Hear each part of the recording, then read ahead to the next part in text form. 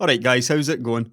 Just under 3 years ago, right at the beginning of 2017, the fastest mainstream desktop CPU, the Kaby Lake i7 7700K, arrived with 4 cores and 8 threads. And that had been the case since 2008, when Intel launched their Nehalem architecture with their Core i7 branded 900 series CPUs, all of which had 4 cores and 8 threads. Due to a complete lack of serious AMD competition, in subsequent years, Intel actually took the opportunity to scale performance down in the segment, creating the i3 branded CPUs, which were dual cores with hyperthreading but had no turbo, and also the i5 branded CPUs, which were quad cores with turbo but no hyperthreading. For 9 long years, if you wanted more than 4 cores, you had to move up to the high-end desktop platform with expensive motherboards and chips like this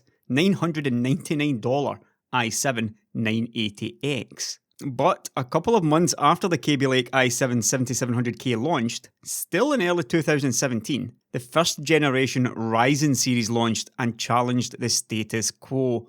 The fastest mainstream CPU, the R7 1800X, now had 8 cores and 16 threads, and that held its own against Intel's high-end desktop line at very competitive prices. While at the bottom end of the new market, the Ryzen 3 1200, that had 4 cores, though still only 4 threads. Intel, of course, had to respond somehow, and in fact, they had a plan of sorts before Ryzen 1000 launched. Arriving with their Coffee Lake series of chips would be an increase in core count to 6, with the flagship i7 8700K carrying hyperthreading for 12 threads in total. i5s were now 6 cores, 6 threads, and CPUs like this i5-8400 launched to great reviews, though back then I looked upon this with some suspicion and wondered just how long even 6 non-hyperthreaded cores would last. That was only 2 years ago at the end of 2017. A few months later, AMD launched their second generation Ryzen, with the 6-core 12-thread R5 2600 becoming the new entry level in the segment. Intel were again forced to slap on a couple more cores at the top of the market, and alongside their 8-core 16-thread 9900K came new i9 branding, while their quad cores were now reduced to i3s. But I reckoned that even 8 cores and 16 threads would soon be seen as mid-range. And I of course had long speculated on the likelihood of 16-core Ryzen 3000 CPUs, while others said that that was pie in the sky. And indeed, AMD only launched with the 12-core R9 3900X instead this July, but with the promise of 16 cores coming later. Later is now here, and the Ryzen 9 3950X, the world's most powerful 16-core desktop processor, launches today and is available from November the 25th. Nearing the end of 2019 and AMD's 3rd gen Ryzen family is now complete. 6 cores with 12 threads, that's still the entry level, and prices remained at $200 through a lack of decent Intel competition. But now, at the top end, we have 16 cores and 32 threads, an absolutely monstrous mainstream desktop CPU that Intel has no hope of contending with, as the benchmarks will show.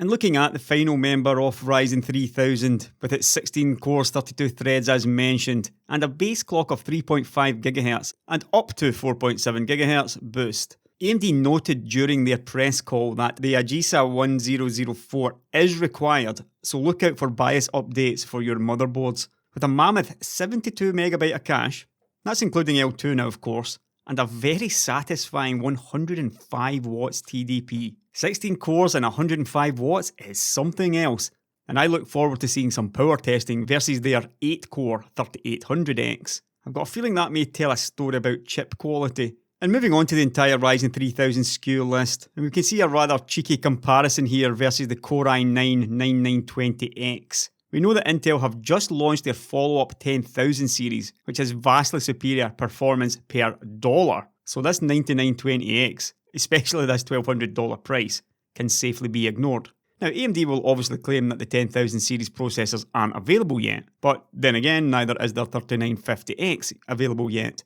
This is really all about making the 3950X at only $750 look much better value than what it is. Not a difficult thing to do when comparing to an extremely overpriced Intel CPU, which is on the way out. The real competition for the 3950X is the i9-9900K and now the 9900KS, with both chips around about the $500 mark, but to be frank, those also only compete in gaming.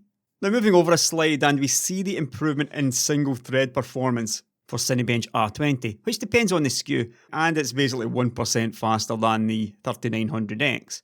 It should have been 2% because that's the difference between 4.7 and 4.6 GHz. So maybe we're running into some kind of inefficiency there, or it could be anything to be honest. Over the page, and we see effortless 1080p gaming, with AMD keen to show that versus the 9900K, the grey bar, there really isn't an awful lot in it.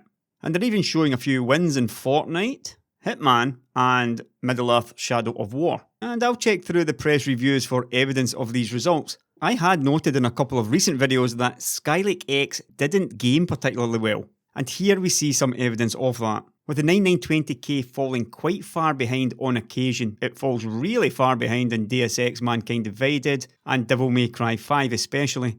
And in fact, in most games, there is a gap there to the two faster gaming CPUs. And we should expect to see the same thing from the 10000 series high-end desktop chips. And this is an interesting point because obviously, when you have 16 cores on the desktop, you really are in the realm of high-end desktop use cases. But what this slide shows is that you needn't give up gaming performance to get there. 1000 and 2000 series Threadrippers created amazingly well, but they could flop somewhat in gaming, just like Skylake X. As we see, the 3950X is a monster at content creation. That looks around 30 to 40% faster versus the 9900K on average. But also note that there are quite a few ray tracing benchmarks in there, which will take advantage of Zen 2's vastly improved floating point unit. This handbrake performance though, an integer benchmark, looks less impressive at only 18% ahead. But I'm fairly certain that AMD aren't making the best case for their CPU here based on settings. I can pretty much guarantee you that whatever handbrake settings they are running is not using all 32 threads. Now, this slide was pretty mind-boggling. They've chosen their best case to show Cinebench R20 multi-threading.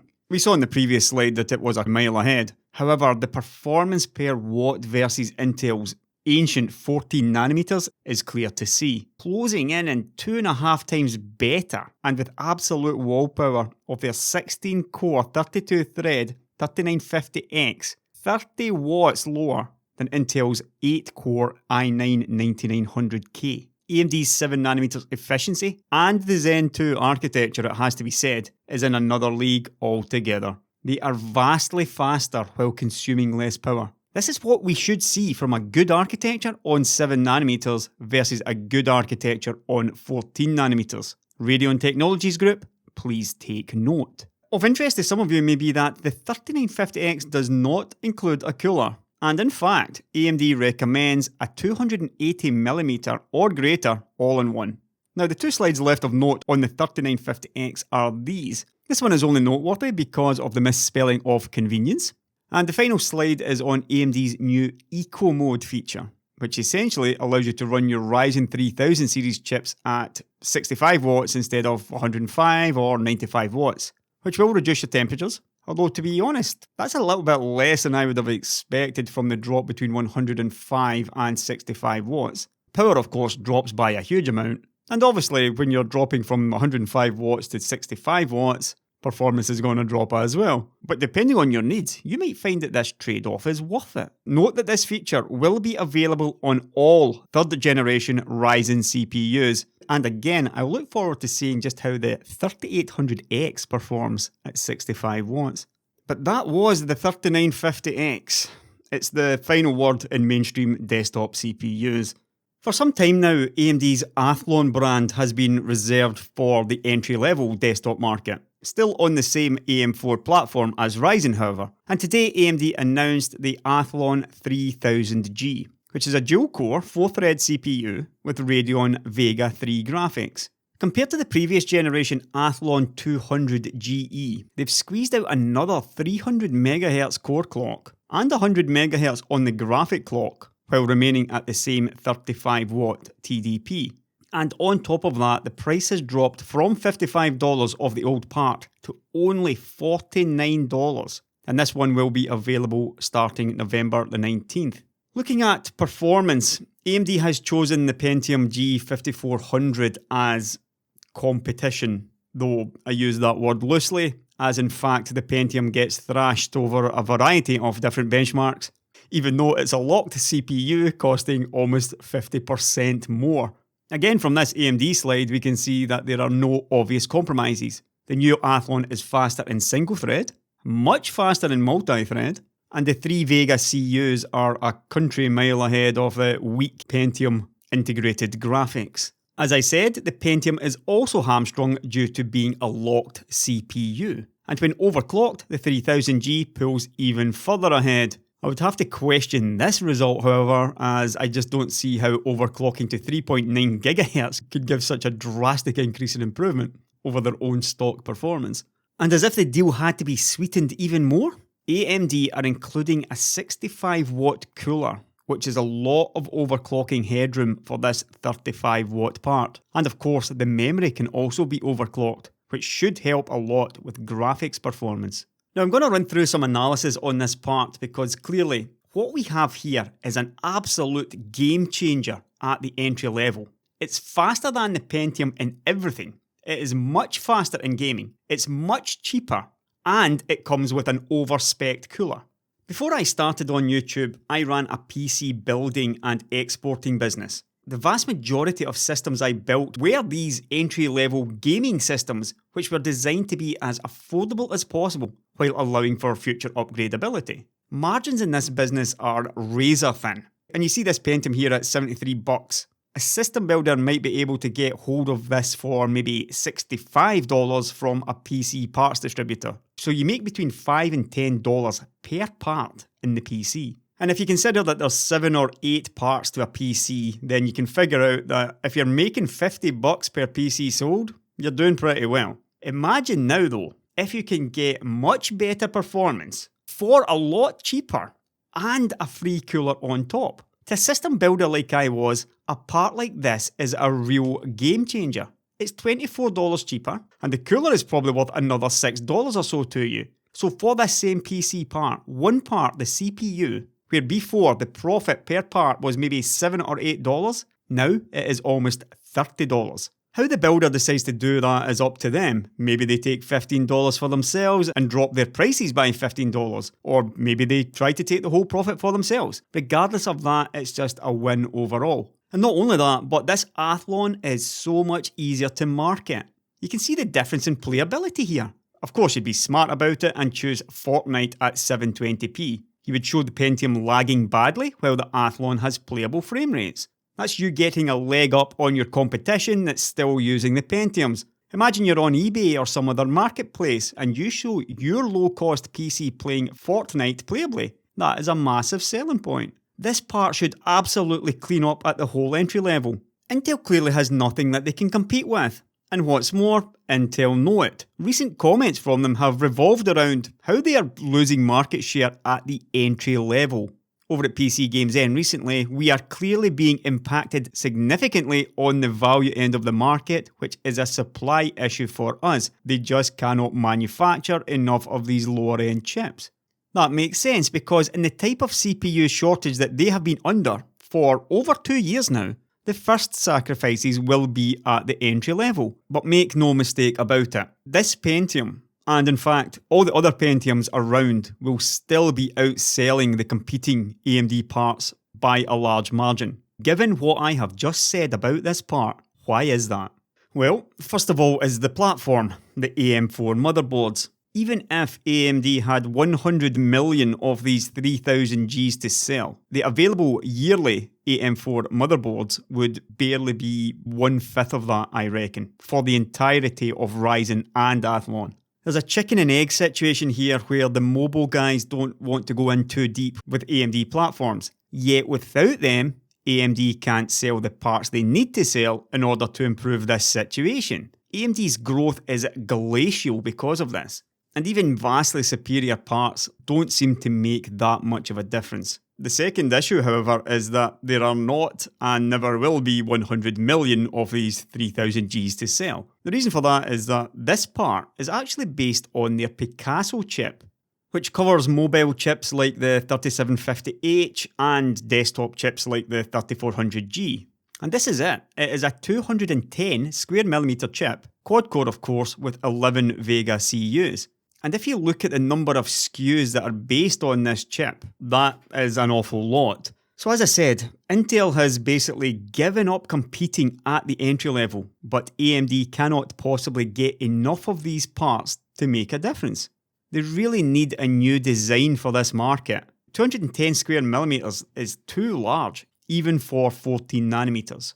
Now, as I said, this is the full Raven Ridge / Picasso die, with 4 cores and 11 CUs. Remember, this 3000G has only 2 cores and 4 threads, and only Radeon Vega 3 graphics, so only 3 CUs.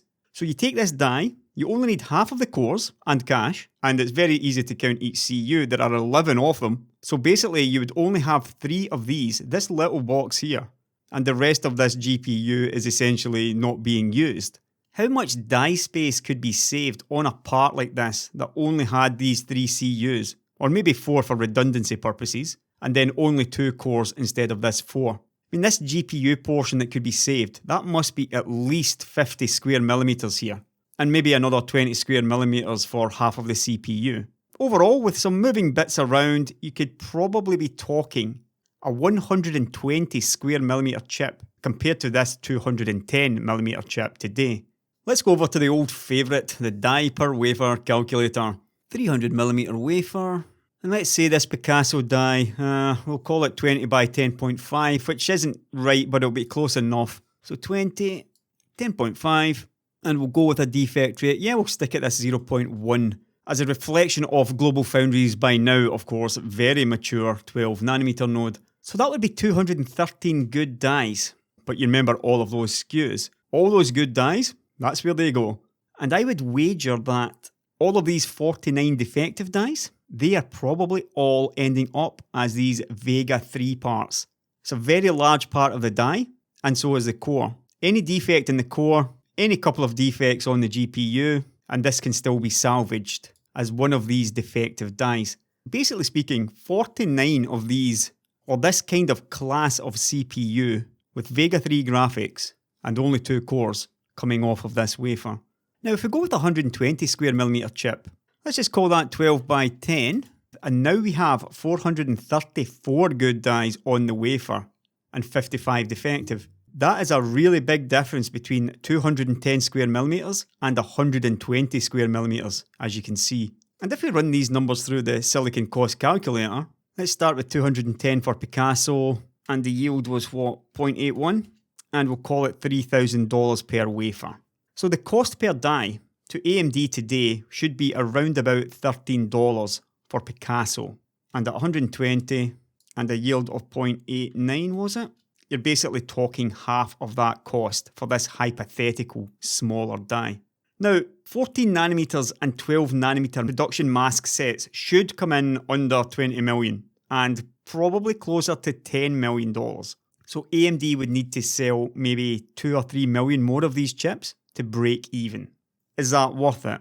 Well, it's worth trying, is what I would say. The last massively successful AMD chip on unit sales was Bobcat. This tiny 80 square millimeter APU that they built at TSMC, 28nm was it? Maybe 40nm in fact, back in 2011. Yeah, it must have been 40. This little chip sold around 30 million units in its first year, and it killed Intel's woeful Atom netbook processors almost overnight.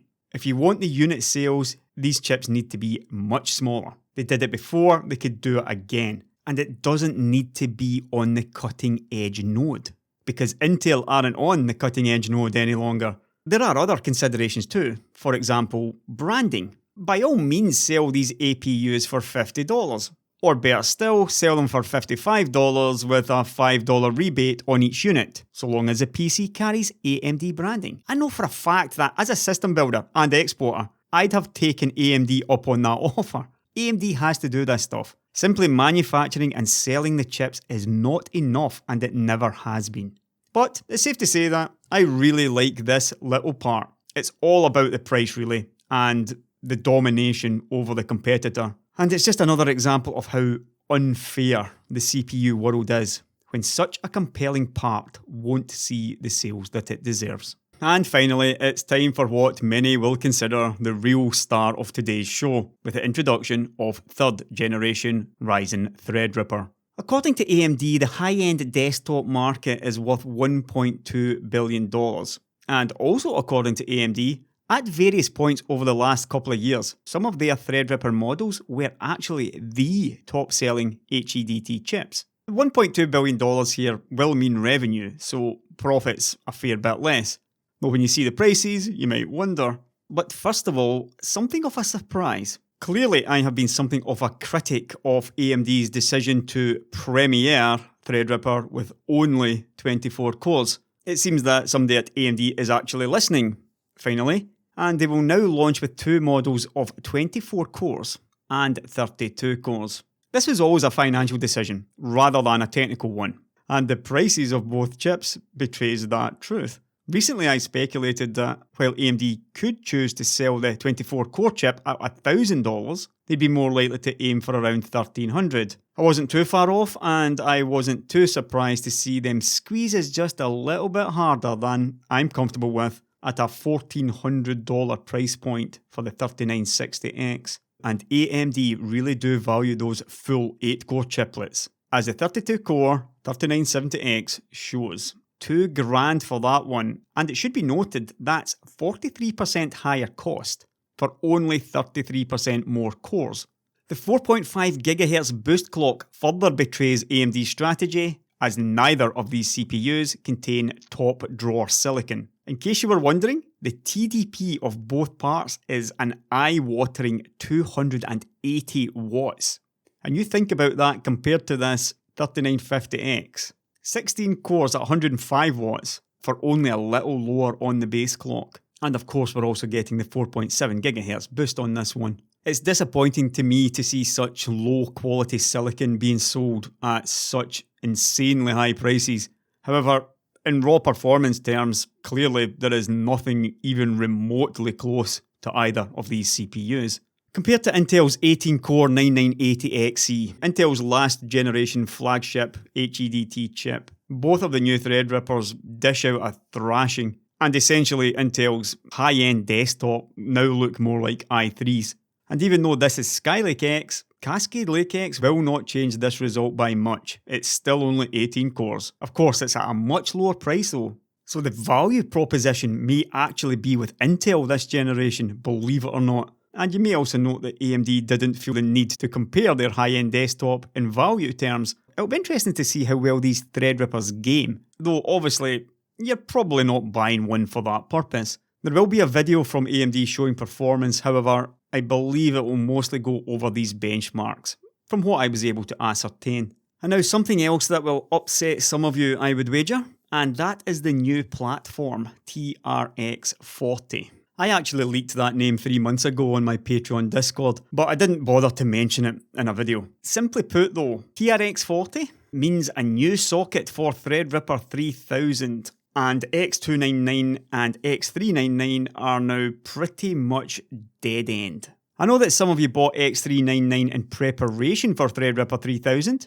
and you'll be pretty irritated by the lack of backward compatibility. And what's more, if ROM can drop into Naples motherboards, I can't see any good reason why Threadripper 3000 couldn't drop into Threadripper 1000 and 2000 series motherboards. AMD claimed that doubling the PCIe lanes between the CPU and the chipset from 4 to 8 was the first reason, before proceeding to use that scalability word that we all hate as reason number 2. Now to finish this off, it'll be kind of weird for some of you that I spent more time talking about the Athlon than I did the other 2 far more illustrious members of AMD's chip family. I really like to see AMD offering much better parts at much cheaper prices.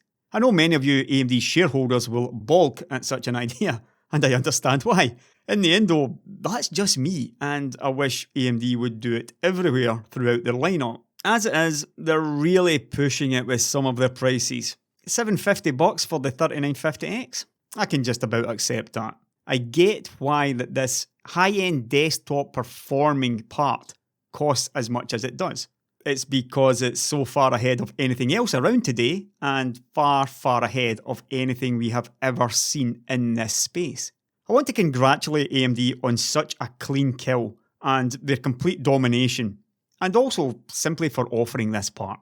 They didn't have to offer this 3950X at all, to be frank, but they did, and the $750 price is something I can just about live with because of that. But there's still a huge market that they need to increase their presence in, and they will not do it at these kind of prices. They need to incentivize the OEMs, make it such a clean kill on pricing that none of them can refuse. Intel has got nothing. They can do nothing, they have no response.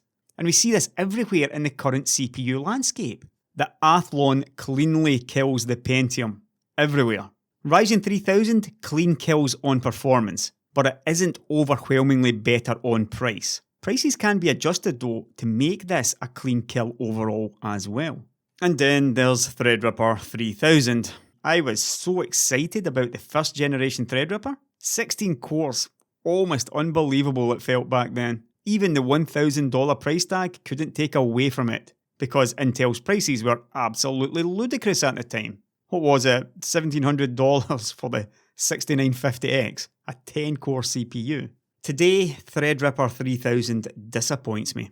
Sure, the performance is even more crushing than ever before, but the price performance? I'm not sure about that.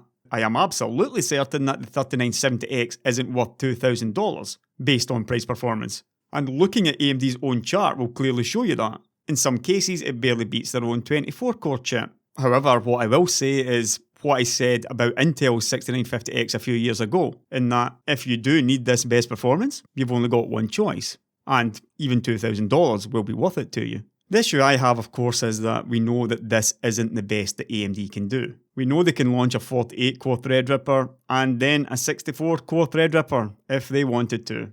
And what's more, looking at these names, we obviously have room still left for a 3980X and a 3990X. Whether or not they'll bother to launch those, who knows? They don't need to. It is unbelievable how far ahead they are on performance. Absolutely incredible, in fact. And the only reason our minds aren't being blown by this is because we've all been living this the past few years. But there you have it. Absolutely crushing AM domination on every front. Even when Intel were so far ahead during the bulldozer days, you could always just about make a case for AMD at the entry level. Now, the only mercy left for Intel is AMD's pricing, and perhaps a lack of a real killer instinct in the latter's case. That will come with time and money though. Right, I'm done here. There's been a slew of really great articles over at the website, with Matthew in particular being quite prolific. Anubius has been transcribing some of my videos too, and we've got one or two new reviews to check out as well. Just click on the button to visit, and I'll be back at some point next week with maybe something different again. We'll see how that goes. Catch you later, guys.